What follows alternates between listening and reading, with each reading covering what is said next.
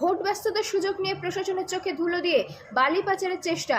বৃহস্পতিবার রাতে পুলিশ গোপন সূত্রে খবর পেয়ে হুগলি জেলার আরামবাগের নৈশটাই এলাকা থেকে অবৈধভাবে মোষের 5টি বালির গাড়িকে আটক করল। পুলিশ ঘটনাস্থলে গিয়ে পৌঁছলে মোষের গাড়ির চালক সহ অনেকেই ছুটে পালিয়ে যায়। তবে এই ঘটনায় একজনকে আটক করেছে আরামবাগ থানার পুলিশ। ওই ব্যক্তির নাম শেখ সোনা বলে পুলিশ সূত্রে জানা গেছে।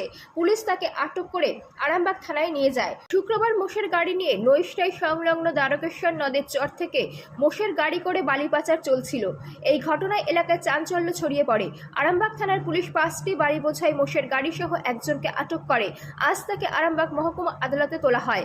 পুলিশের এই কাজে খুশি এলাকাবাসী। 24 আওয়ার্স আরামবাগের রিপোর্ট।